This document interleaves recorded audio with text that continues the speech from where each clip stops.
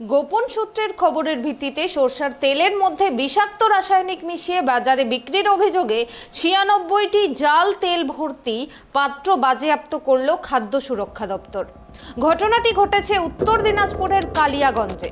জানা গেছে, কালিয়াগঞ্জ পৌরসভার ১১ নম্বর ওয়ার্ডের হাসপাতাল পাড়া এলাকার বাসিন্দা বাপন মোদকের বাড়িতে পুলিশকে সঙ্গে নিয়ে হানা দেয় খাদ্য সুরক্ষা দপ্তরের আধিকারিকেরা। বাড়ি থেকে উদ্ধার করা বেশ কিছু কোম্পানির লেবেল, তেল মাপার যন্ত্র এবং বেশ কিছু রাসায়নিক তেল ভর্তি শিশি উদ্ধার করে খাদ্য দপ্তরের আধিকারিকেরা। খাদ্য সুরক্ষা দপ্তর সেগুলো বাজেয়াপ্ত করেছে এবং বাড়ির মালিক বাপন মোদককে আটক করে পুলিশ। হাসপাতাল পাড়া এলাকায় বাপন মোদকের বাড়িতে সরষা তেলের মিল না থাকলেও এই বাড়ি থেকে প্রতিদিন সরষার তেল ভর্তি টিন বের হয়ে বাজারে বিক্রি হতো। খাদ্য সুরক্ষা দপ্তর এই তেলের গুণগত মান নিয়ে বিভিন্ন অভিযোগ পায়।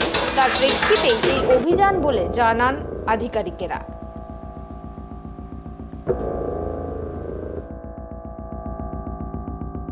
ডিপার্টমেন্টের তরফ থেকে একটা যৌথ উদ্যোগে এটা করা হচ্ছে। ডিস্ট্রিক্ট এনফোর্সমেন্ট ব্রাঞ্চ পুলিশের সেখান থেকে একটা যৌথ উদ্যোগে করা হচ্ছে। তো শুধুমাত্র এখানেই নয়, র্যান্ডামলি যে কোনো জায়গায় হতে পারে সেটা। এটা কোন এলাকা এবং কার এটা হসপিটাল পাড়া। তো ডিটেলস ওনারা নোট করেছেন। আপনি একটু বলতে পারবেন ডিটেলস?